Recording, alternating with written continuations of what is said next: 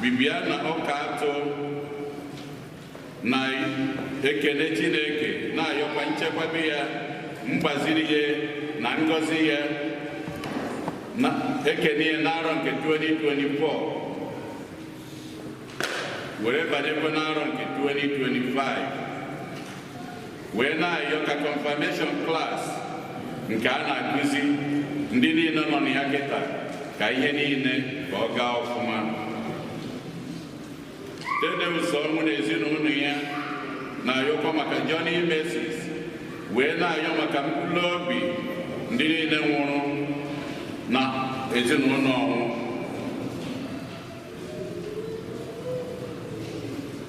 Philomena Ọkpala na-ayọ maka nchekwaba Chineke wee na-ayọkwa maka mkpụrụ obi Edwin Okeke Ọkpalugo. Ejike Arinze na-ayọ maka mkpụrụ obi Samuel Chukwuma Chidebe. Kalista Ebere Ezeokoye na-ayọ maka mkpụrụ obi Teresa Ezeokoye. Angela Okwuo na Augustine Chidebe Major na-ayọ maka mkpụrụ obi nwanne ha nwoke Samuel Chukwuma Chidebe. Ka mkpụrụ obi ndị a niile nwụrụ anwụ anyị kpọpụtara ka mkpụrụ obi ndị niile kwenụ gara aga.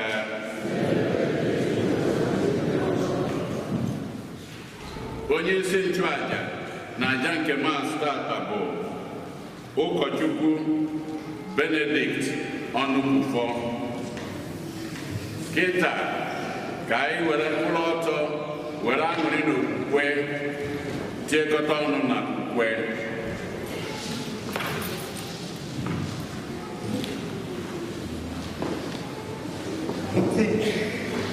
In my name.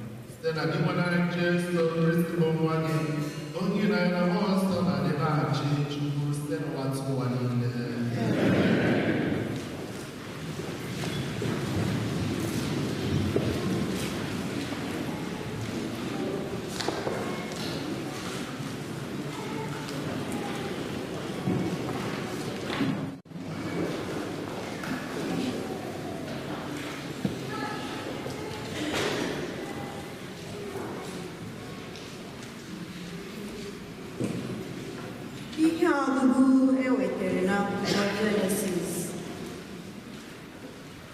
Chineke kpọpụtara Ebram ezi wee sị ya, lee anya na mbara igwe ka ị gụọ kpakpando niile ọnụ, ma ọ bụrụ na ị nwere ike. Otu ahụ ka mkpụrụ gị ga-adị. Ebram tụkwasara okwukwe n'Onyenwe anyị, onye gụnyere ya n'onye ezi omume. Ọ gwara Ebram sị, abụ m di nwenu onye si na nke Kaldea. kpọpụta gị ka ị nweta ala nke a. Ebram aza sị, onye nwe m Chineke, olee ka m ga-esi mara na m ga-enweta ya? Chineke asị ya, wetara m otu nwa ehi gbara afọ 3, otu ewu gbara afọ 3, otu ebule gbara afọ 3, otu nduru na otu nwa kpalakwukwu.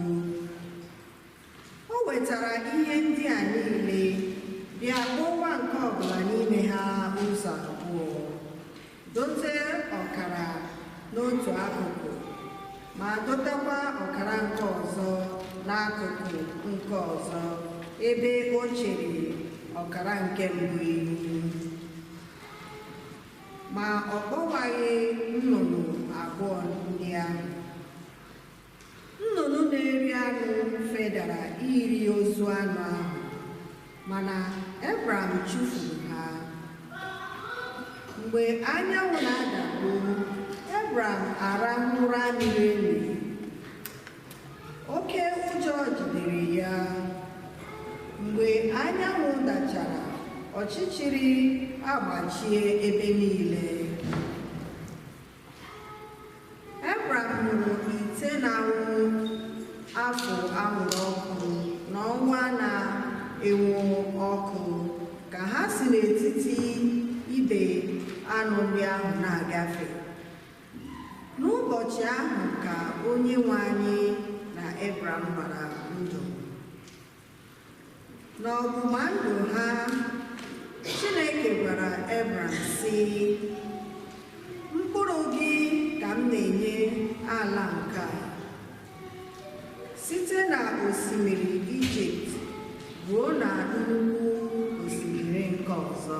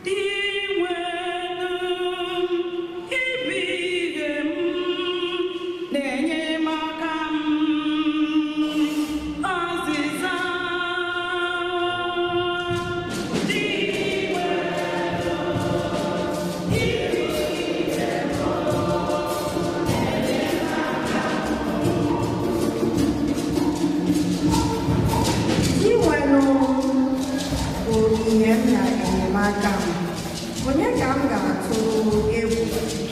Dịnwenụ bụ ebe obibi siri ike nke ndụ. Onye ka m ga-agbara ọsọ azịza?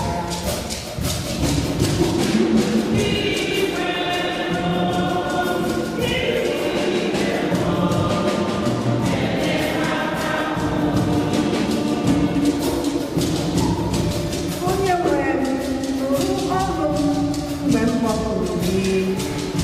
Mee ebere za m oku. Ọ bụ gị ka obi m na-ekwupụta sị, chọọ ya azịza.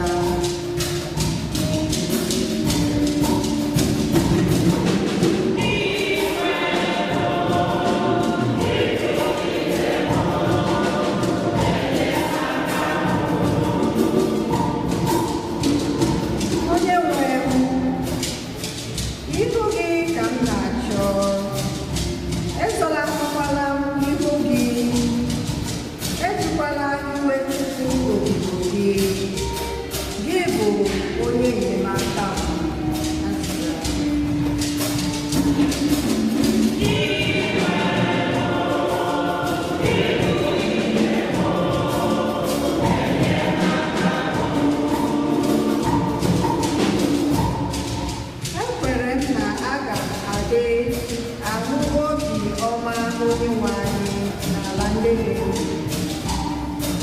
na ya, jisie ya ike, obi sie gị ike azịza.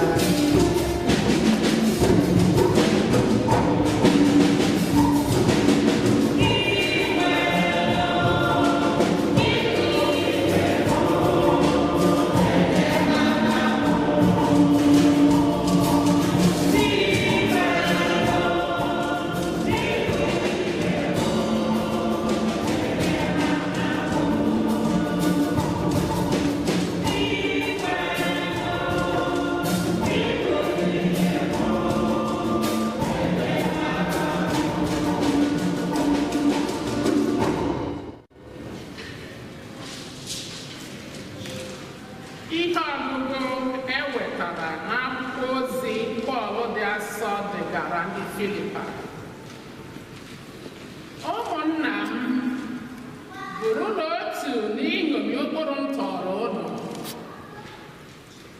na-eṅominụ ndị na-eri ụdị ndụ ahụ anyị biri, mụrụ na ihe n'aka ha, otu unu si mụrụ ihe n'aka anyị. Agwala m unu ihe a ugboro ugboro n'oge gara aga, ma taa ebu m anya mmiri n'anya na-agwakwa ya unu ọzọ, na e nwere ọtụtụ mmadụ ndị na-ebi ụdị ndụ na-egosi na ha bụ ndị iro nke obe Kristi. Ịla n'iyi bụ ihe dị n'akara aka ndị dị otu a. Ha jiri erimeri mere chi ha. Ihe kwesịrị ime ha ihere ka ha ji etu ọnụ. Ha na-atụkwasị uche naanị n'ihe nke ụwa, ma nke eji mara anyị bụ eluigwe obodo anyị. Ọ bụ n'eluigwe ka onye nzọpụta ahụ anyị na-atụ anya ya bụ onye nwe anyị Jesu Kristi ga-esi abịa. Ọ ga-agbanwe ahụ anyị nke a dị nkịrịka ka o nwee oyiyi ọhụrụ dị ka ahụ ya nke dị ebube. Ike ọ ga-eji eme nke a bụkwa otu ike ahụ o nwere iji mee ka ụwa dum nọrọ n'okpuru ọchịchị ya. Ya, ụmụnna m hụrụ n'anya, ndị enyi m ọma, kwụrụ unu chi n'okwukwe siri ike n'ime Onyenwe anyị. Agụ unu na-agụsi m ike mgbe ọbụla. Unu bụ ndị njem ọnụ na-aṅụrị m n'okpueze. Okwu nke Ozebụ.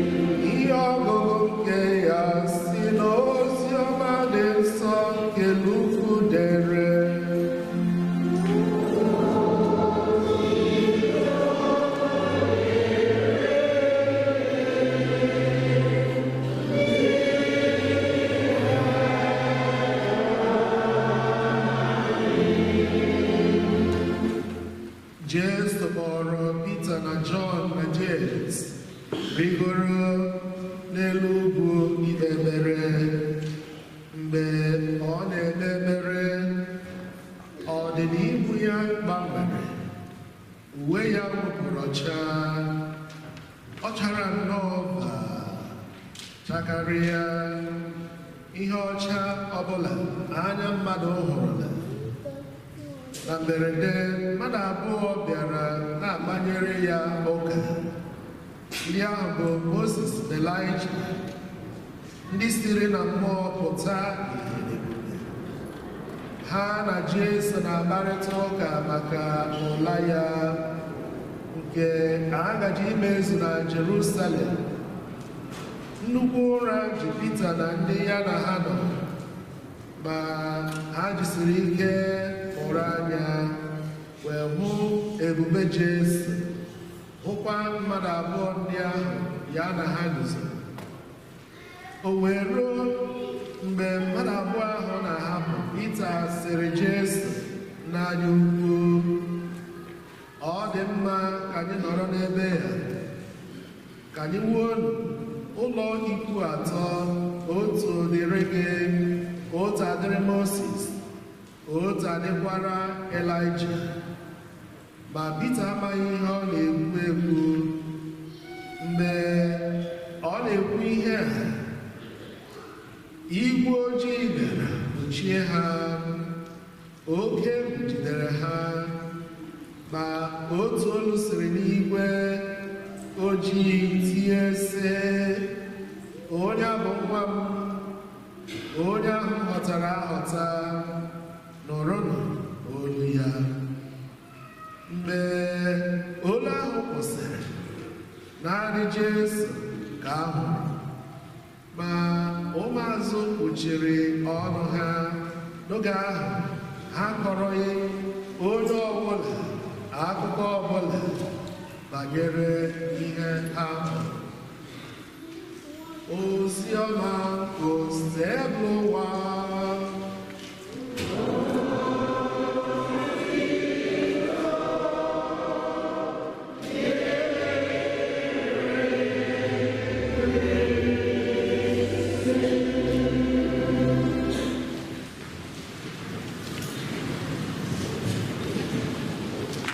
Otito dịrị Jesu. N'ebere m ole ọ naghị agala, ya gachitụrụ m n'aha Jizọs. Ka ha mara na ịbụ Chibo, ka ha mara na ịbụ Chibo. Setịa aka gị, ka ha mara na ịbụ Chibo. Ekpere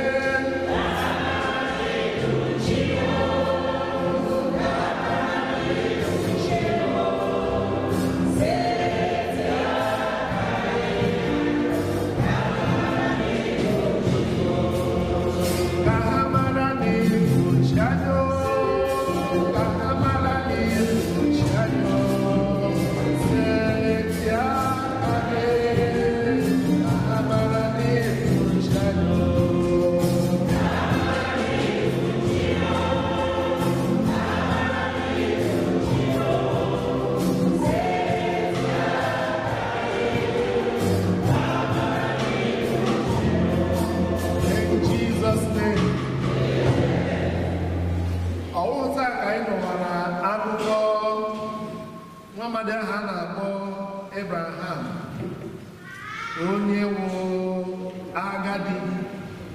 Akwa na Genesis chapter 12 ka Chineke si ya gbara begịrị ya gawa ebe ọ na-eme n'ihi okwukwe nwere na Chineke. Mgbe ahụ Chineke si ya gbara na obegịrị ọkwara na 85 years. 85 years. Ọtụkwasị Chineke obi. Despite human limitations, adịghị ike ya, onye nọ 85 sị gị, ị ga-awụ nna ụwa niile, ị ga na-achị gị. But the word of God tells us, Isaiah 55 verse 11, otu ahụ mmiri si na-eme gịnị na-ezo, otu ahụ ka okwu si n'ọnụ Chineke na-eme gịnị na-apụta. Chineke maara mgbe o dere o mere gịnị, okwu ya bụ na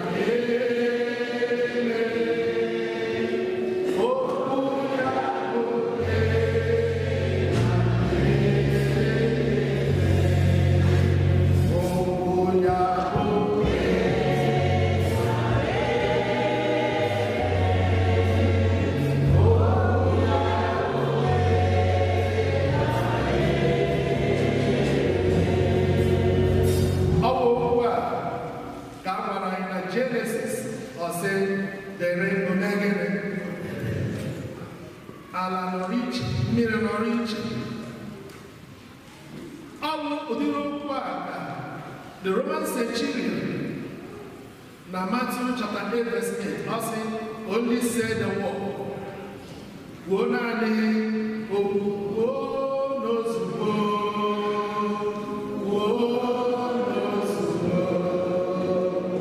kwuo n'ozugbo ebere mmiri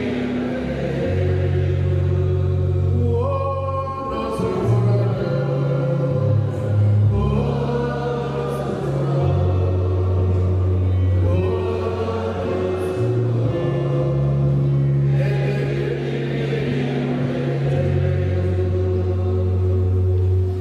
Matthew chapter 24 verse 35 na-agwa anyị na ihe niile ga-agabiga mana okwu a ọ gaghị eme gịnị. Ọ bụ okwu a ka Abraham kwenyere. Abraham so na ndị mmadụ ihe dere n'akwụkwọ nsọ bụ it came to pass and not it came to stay. It came to pass. Ọnọdụ ọjọọ gị it came to pass. He didn't come to do what? To stay. Mgbe ị nwere okwukwe, you believe that it shall come to pass. Mana mgbe okwukwe na-adịghị, ị ga-asị, it has come to do what? To stay. Ị na-akasị anya obi, Chineke kere ụwa niile, nna nụrụ olu m, nna nụrụ akwa ya, kasị anya obi.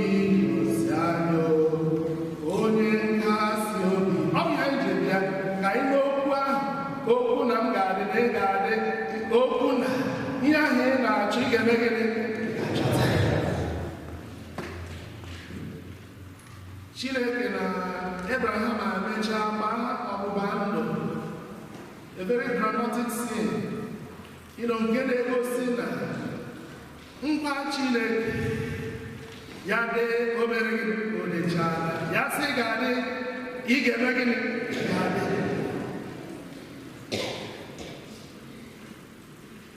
Ya sị ha ala na ị ga-eme gịnị, ị ga-adị ajọ mmadụ ajọ mmụọ ha gbachaa mbọ gịnị mbọ n'efu. Ọ wụdịrị okwu a bụ ihe mere n'abalị na Abraham nwụọ agadi nwoke ya emechakwa dịrị otu ahụ Chineke ji mee gịnị dabere dabere na Mesaya ka anyị dabere ihe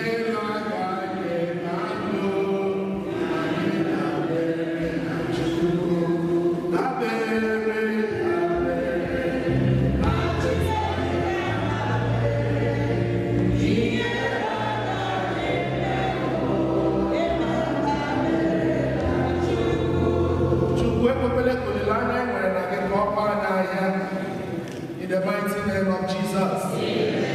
Na ihe ọgụgụ ka abụọ ọzọ Pọl na-adị asọ na nwanne Filipi na-agwa mụ na gị abụọ n'ụbọchị nke taa ka anyị leba anya n'ebe gịnị ebe n'igwe. Ndị gụrụ egwu na-aga gosi olee ebe ndụ dị na Chukwu onye ga-eme Chukwu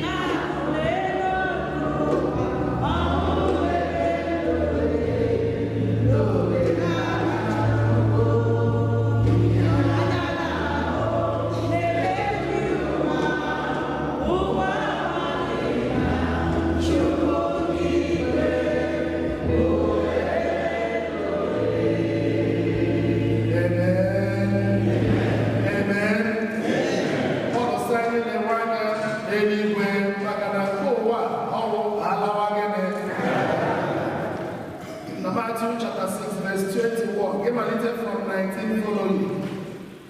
Ebe ahụ ka ọ rụtụgara anyị aka na ihe niile n'ụwa ọ bụ gịnị alawa gịnị alawa ọ bụ ihe eji ha bụsa kwadoro onwe gị akụ n'eluigwe ebe ọ ga-ya bụ otu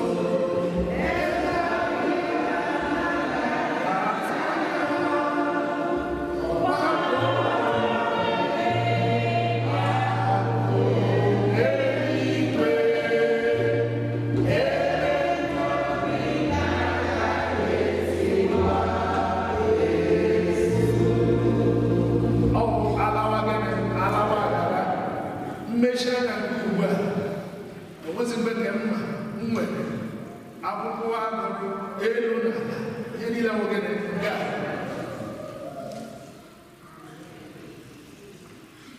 ọ ga-asị m nchọma nke ahụ dị na gị dị n'eluigwe. Ọ bụrụ na ihe ụwa ọrịa mkpa mana ụfọdụ na-eche na ihe ụwa bụ the end in itself. They are not. They are only ka Chukwu nyere mụ na gị akwa aka ejikwela aka ihe agide ihe nke ụwa ejikwela aka ike gagide gị ihe nke ụwa. Every other day look up to heaven, see and say to yourself, there is where I am headed.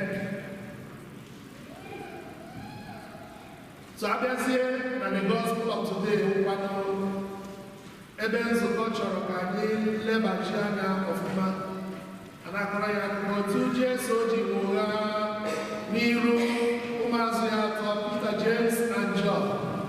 Mana achọrọ ka anyị kpọlatụ echiche gịnị azụ na that gospel of Luke agụrụ anyị taa.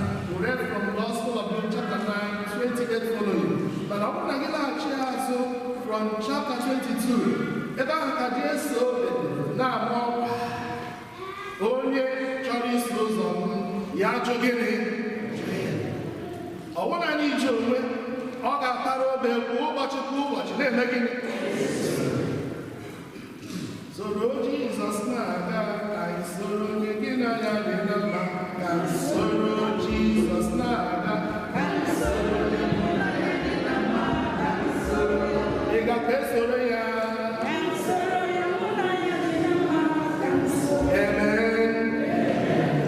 ka anyị soro ya ka anyị jụọ onwe anyị para obe ma ọ dị mma ma o mere gịnị ma ọ dị njọ.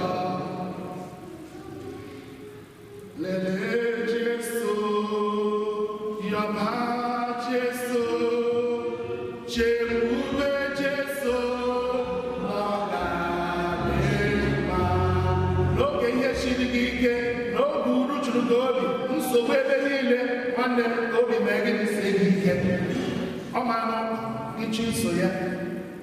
That verse 22 na-agwa anyị ọ bụrụ na gị chọọ ichekwa ndụ gị ị ga-eme gịnị na so ebe ahụ ka o bidoro bịa mmanụ ahụ ọkwa o ruzie 25 ọ na-agwa ha 24 ọ na-agwa ha na nwa nke mmadụ ga-ata gịnị. Actually, o bidoro from 22 na-agwa ha na ọ nọ n'akara aka ya. It is destined that he will suffer. Na-akwado ha for them they didn't understand ihe the Messiah o jidere n'akara aka ya ịta gịnị ahụhụ. So mgbe Jesu na-adịmata na ọrịa ka nkwuchi ya na ọ tara abụ nye ụmụazụ ndị a na-eso ya ọ bụzi ihe mere o ji nye ha the glimpse of that after rain there began the sunshine, after cross there began the glory. One French impressionist painter, or a painter by the name Pierre-Auguste Renoir. Pierre-Auguste Renoir. A painter called Akakoji. ode katala na-ebe ntị ozi arthritis n'aka ya. Onye na-akpọ Henry Matesa one day approaching say why painting ị na-ebe ntị aka gị na-amaghị ihe kwụsị n'ime gịnị ibe ntị or say that the beauty remains but the pain passes gịnị. The pain passes away but the beauty remains. Ndị Igbo ji ekwu okwu sị aka aja metara gịnị ọrụ mmadụ. Ihe Jesu ji kpọrọ ụmụazụ atọ ndị a Peter, James na John jee rigoro ụgha ọwụ ime ka obi sie ya ike asịdadị na a ga-asị ogbuo ya ka ha matakwa na ihe niile ebighị n'ahụ. After rain there will be sunshine. And that's why Paul writing to the Romans, St. Paul writing to the Romans chapter 8 verse 18, Paul gwara anyị that what we suffer today can never be compared with the glory that awaits us. So giving them a glimpse of ihe ọma ga-abịanụ, ọ bụ iji nyere ha aka akpọrịwa Jesu echume mmanya mara ụka ha matakwa na ọ gaghị ezu na gịnị na. That's why ọtụtụ mgbe gịtama ga-eme gịnị obi si ike ga-enwe olileanya. Nnụgha Jesu ọwụbisi ike nye m ahụ setie ka mmata na ihe niile agaghị ede n'ahụ. Chi ga-emecha mee gịnị. Ofu nwaanyị akọrọ akụkọ first delivery ya sị di ya ịhụna mmụcha aka aga m amụ ọzọ because of ihe gịnị ihe ụfụ. Mgbe nwata abụọ ọ ma ịma ya gbajuo ọnọrọ na gị anyị echezie na gịnị ụwa dị. Nnụwa Jesu onyere m aka n'ime nramahụ, n'ime ebe nsogbu, n'ime adịghị ka onye si chọọ na ndụ agakata iru agawa azụ ka anyị matakwa na at the end of the tunnel there must be a dazzling light. Obi anyị dere elu atụla egwu. Be there.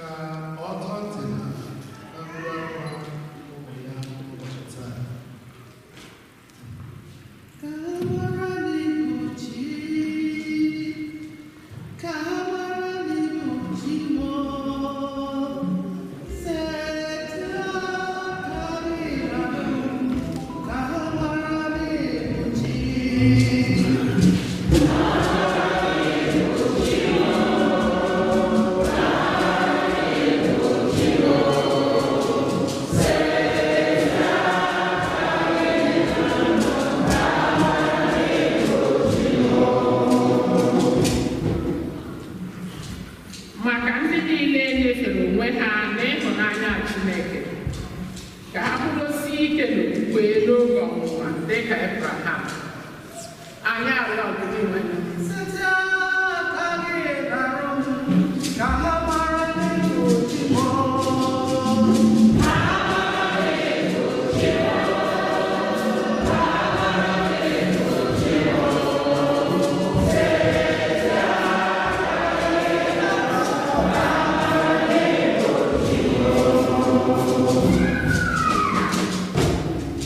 maka ndị ọchịchị mba dị iche iche ka ha na-agbalịsi ike ugboro maka ịkwụsị agha kpamkpam. Anyị arịọ ọdịdị nwere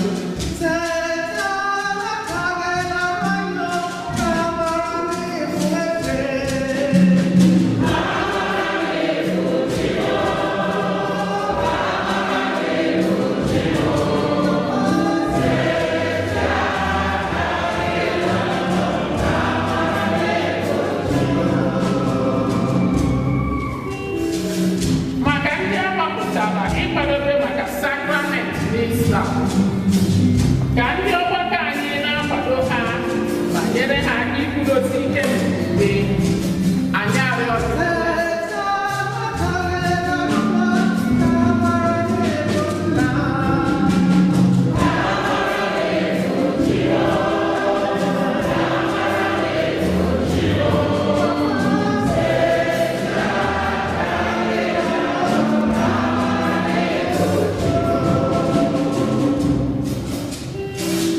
maka ndị bi n'okpuru ọchịchị aka ike, okwukwe ha nwere n'ebe Chineke nọ bụrụ isi iyi nke ha mgbe niile. Anyị arịọ ọdịdị nwere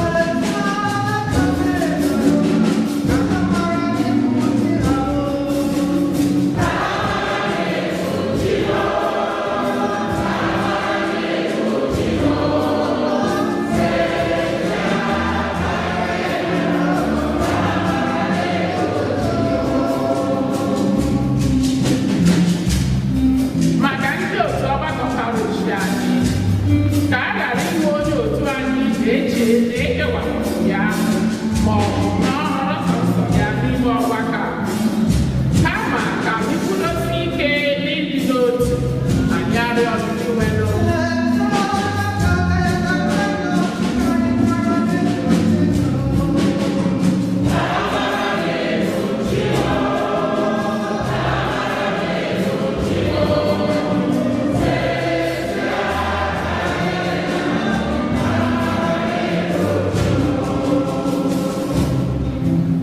maka mkpụrụ obi nọ na Pọgasi na mkpụrụ obi ndị niile kwere gara aga, ọ kachasị ndị anyị na-edocha na Jamasị dị asọpụta, ka Chineke meghere ha ọnụ ụzọ eluigwe. Anyị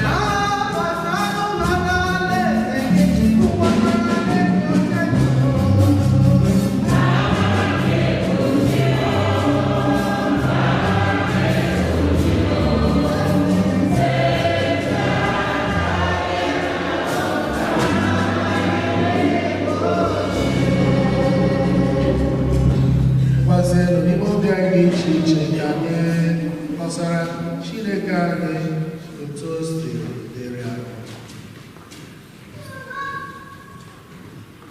Anyị yọzie enyemaka ekpere nna anyị ga-asọ Virgin Maria ka anyị na-ekwe Maria.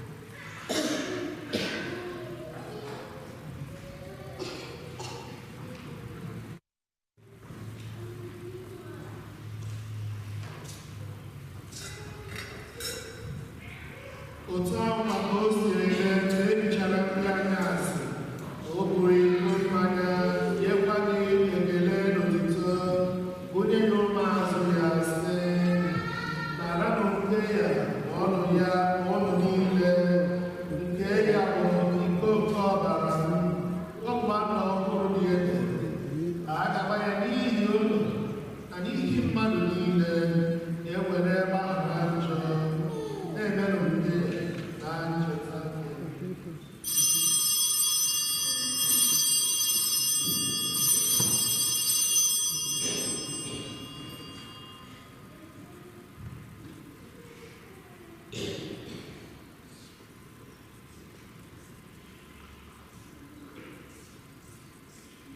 ihe omimi nke okwukwe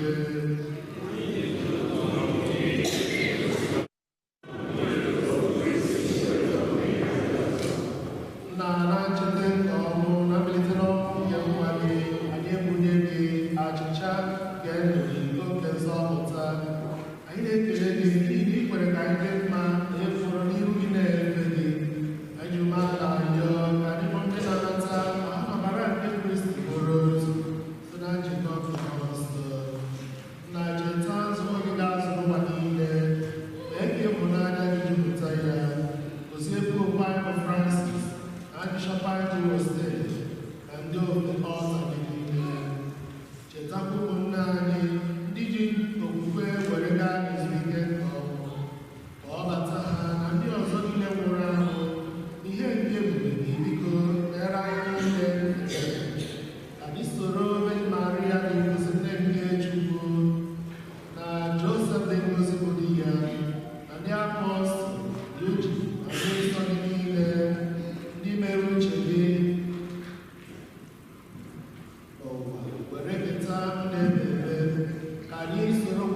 na-eto gị na-edo gị site na Jesu Kristi.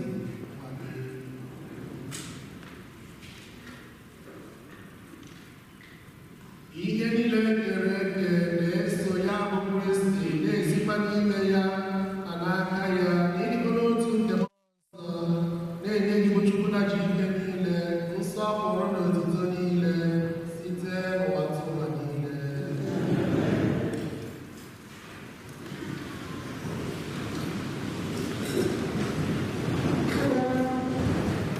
Nna ka gị were ekpere onye nzọpụta anyị gosiri anyị were kpọọ Chukwu nna.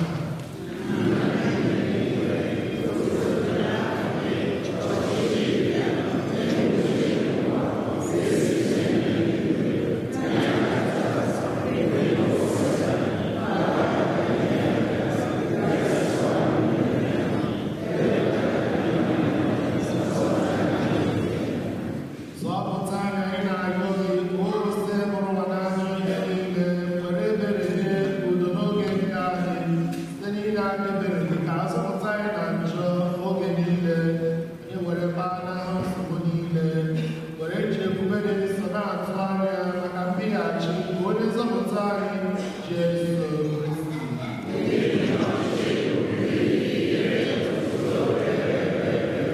Onye nwe anyị Jesu Kristi, onye gwara ndị apọstọl gị, udo ka m na-ahapụrụ udo nke m ka m na-enye unu, elekwala anya na njọ anyị, kama lekwasị anya n'okwukwe nke nzukọ gị, nye ya udo na ịdịkọ n'otu mgbe niile ka uche gị siri chọọ, gị bụ onye dị ndụ na-achị ebe ebe.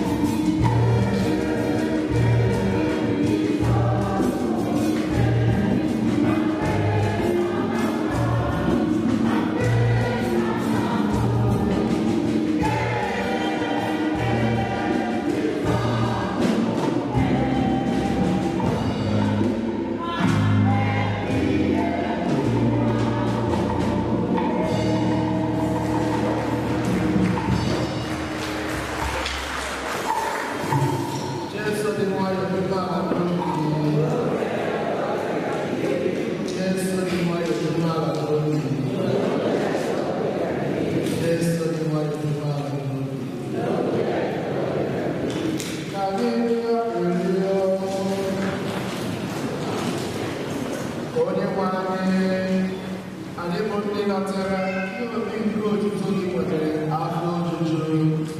Anyị na-ekele gị n'ihi na ibidola n'ụwa a were ya nyebe anyị ka oke nke anyị na-ekete n'alaeze eluigwe.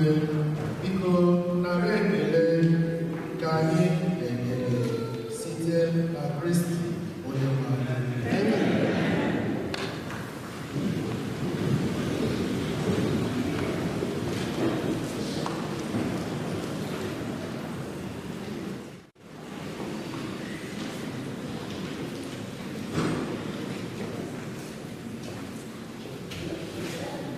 Anyị ka na-elotekwara anyị niile o nwere ndị emebara their pledge together in mission. Ọ bụrụ na anyị na-anya na buletin parish anyị afụ ego na diocese tụrụ anya a ga-enweta n'aka anyị. Unu n'ezie anya ole anyị pledge onwe ka o si dị nso ncha ncha ka anyị na-anya na ya. A na-afụ anyị azụ ndị na-emejupụta nkwa na anyị ada mba na diocese anụnwa. Ma anyị na-anya pledge anyị mere nke arọ anụnwa, ọ dịkwa nke anyị dara mba rinne ka anyị nebanye ya anya.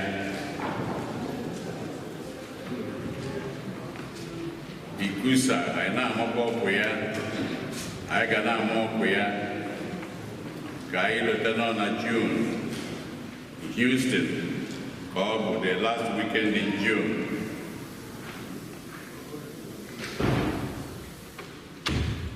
Ticket, raffle ticket nke a na-eme, a na-elie ndị enwetabeghị nke ha, ndị nne, ndị nna, ndị youth, ka anyị gbaa mbọ hụ na anyị kesara ya. Ọ bụrụ na anyị lechaa, a na-atụkwa anya anyị achọkwa n'ọnya ala ofu ụzọ Ikusa si enweta ego. Ndị anyị na-eje na be ha ka ha si eme nke ara anụnwa, mgbe oya na-abụ ebe a o ya bụrụ anyị ihere, maka na elere m anya ndị ji na-aga na the website nke a na-etinyere onye ọbụla brochure nke a na-eme front page and all the pages ekwere ọnụ. Agbakọrọ m ego dị ebe ahụ nke ndị Houston ha megoro na bid. Ọ bụrụ na amụchi oyi enyere m aka, agbakọrọ m ya ọnụ n'ebe $37,000 coming from Houston. They had bid alone. Adekwu okwu raffle ticket anyị nwetalụ onye isi anyị amadụ ole ebunyere gị 300.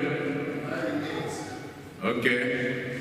Ndị Houston ụbọchị emere meeting ikpeazụ ọ dị nke ha nwa 800 ọkwa ya 8,000 ka ha nwere. Okay, ha nwere 4 times that. Ha erechana sikwasị bunye ha double that. That is Houston. No, ọ bụrụ ọ ka anyị ghọta. Geenụ m ntị. Geenụ m ntị. Anyị na-achọ ihe dị mma. Anyị na-achọ ihe dị mma. Anyị na-achọ na anyị ga-eme ihe. Ego adịghị ada n'elu. Ọ bụ anyị nwa ka ọ dị ala. Etu anyị chọrọ ka o ya esi were dụ. Anyị na ha adịghị eme competition. However, etu ị chọrọ ka ihe gị esi wee dụ. Mbọ ị gbara na ya ka ị ga-esi wee nweta uru ya. Ọ bụrụ na anyị si na yes Ikusa na ụmụ anyị na anyị nwa na ọ bụ ihe ga-adịnị, ọ bụ anyị nwa ka ọ dịara ịgba mbọ n'ụzọ abụ n'ụzọ. Onye si na oya eme si na oya adị mma, eya eme ya ndị oya adị mma, ọ bụ anyị nwa ka ọ dị n'aka.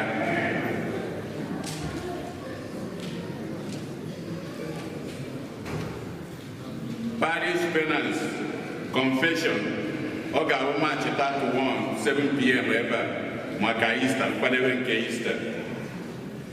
Parish retreat ga-abụ April 12 ebe a nwa nke anyị na-eme. Eucharistic ministers agbasa unu nwere nzukọ ebe ndị kwaya na-anọ ndị niile nọ na otu nke Eucharistic ministers agbasa ha chere ebe ndị kwaya na-anọ ndị nke na-abịa na St. Eugene na ebe a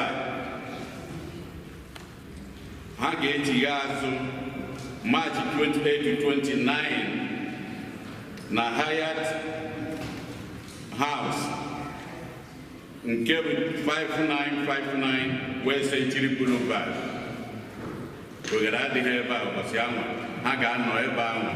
O nwere ndị ha emecha ha nke ha ma ndị anatabeghị nke ha na ndị chọkwara unu gaa na webụsaịtị bukukwa ka esi eme etinyere m flyer ha na bọọdụ ọ dị ebe ahụ. Then ndị nke na-eme nke paspọtụ kwuru na ha ga-eme paspọtụ bịara ebe a. Anyị gwara ha kwuo ha mekwa ihe ha kwuru. Ha masị ka a gwakwa unu na need for you to get a passport you must have a need. Nke ahụ bụ eziokwu, ada agbaghị ya agbagha. So ha masị New York, the consulate, they will be back here April 8 to 9. Ebe ha ga-anọ na nke Veronica Kitchen. Ọ ka anyị ghọta. So ọ dị otu niile abụọ ka unu ghọta nke ahụ. Ndị nke na-abịabu abịa ka m bụ ụzọ nwa ọkwụ ya. Ndị nke aha nwe flyer nwa dị na bọọdụ. Ndị nke New York ya emekwa ihe paspọtụ ya emekwa maka need too. Ha sị na ọ ga-abụ April 8 and 9 na nke Veronica Kitchen. No, wait.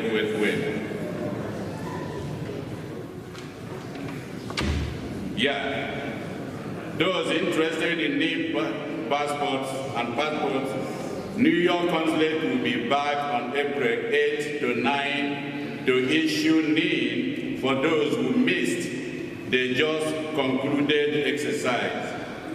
No need, no passport, period. All new passports and renewals will take place April 10 to 14, yeah? Biko ina nyema information ya nyemia epugore mia Saturday 12 latest ekpa mia na aka ebe a dị m emie because e nwere ihe dị ebe a ka akọwara mụ nwa aghọta ha ebe a ka m jedebere n'ọkwa nna ama ihe gbasara nke a.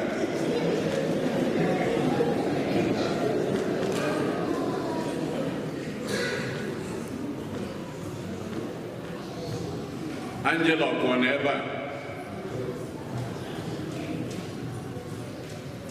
Austin Chidebe Major ịnụ ya gị na ezinụlọ onye ọbụla na ezinụlọ ya. Ihe nji kpalite ha dị ya brọda nwụrụ anyị nọ ebe a n'ụwa were naba na be anyị n'ọnwa Ọktoba ka o luzie I think n'ọnwa Novemba luzie ọnwụzie ebe ahụ. So their brothers bụ onye nwụrụ na Nigeria mana obi ebe a n'ụwa ọ gbadata from I think up north obi ọ na-abịa ebe a. So nwanne ha rapụ na Nigeria anyị malụ ka anyị si eme ka anyị beruore ha n'ụzọ abụ n'ụzọ anyị si enete onye otu anyị ihe rapụ mmadụ rapụ.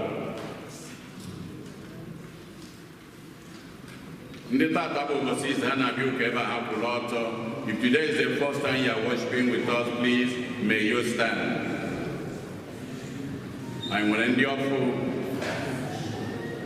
Okay. Thank you. We have the tall man over there. Thank you. You are welcome. Anytime you are around, please come back to worship with us. Anyị na-ekelekwa onye ọbụla wee na-ekelekwa ụkọchukwu kara anyị ụka tata Ọnụkwufọ Benedict ka anyị kụpụrụ ya aka.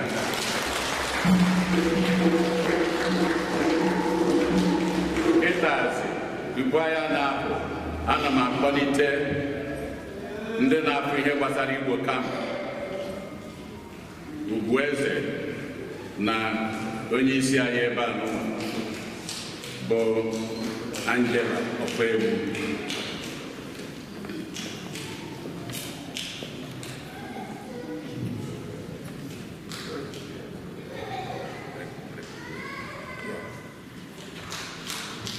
Otito dịrị Jesu. Biko anyị ji afa ndị Igbo Community Association wee bịa tata ka anyị announce unu na anyị na-eme Igbo camp, Igbo summer camp. Ụmụaka anyị ndị dị 10 years to 18 years. Ụmụala a na-emebido ya bụ camp. So biko onye ọbụla nwere nwatakịrị dị between 10 years and 18 years, anyị na-eme Igbo camp ebe a ka a na-akụziri ụmụaka Igbo.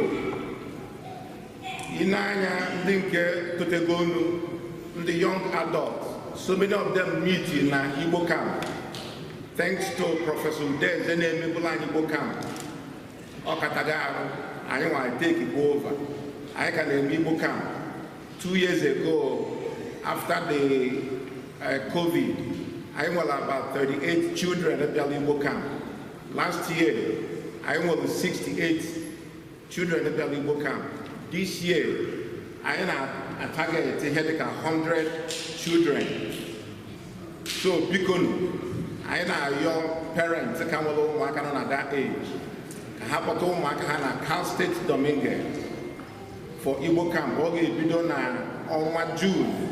Then on 15th, and na 21st. Yes, those who are the parish, and I need the volunteers. I need the volunteers, I need the chaperones. I need to do the little one during the day. Get a sempa, na badi. Kai show na ha, the dobi, I need ha. So because you like Nyanya, I reach out to Moa, Chief Weze. Thank you. Okay, because also the key be the Bumba. You know the crowd I was Bundibo. I name Igbo Day Festival. This time around I name in a park, Veterans Park in a Carson. I had a museum. I train me you kill Henry Houston and or give Candy Houston, and I had a mark. When I told when the Miss Boy I met with the Hannah Igbo Day Festival, I gave me na Veterans Park in a Carson, Omwaka, okay, Ndi Columbia, Bikonu, Mong Parade, Umwaga Webu, Igbo Festival, Bikonu, August 30th. Na City of Carson, Veterans Park. From 8 a.m. to 8 p.m. Igbo camp, Igbo Day. From 8 a.m. to 8 p.m. August 30th. Thank you. Thank you. I am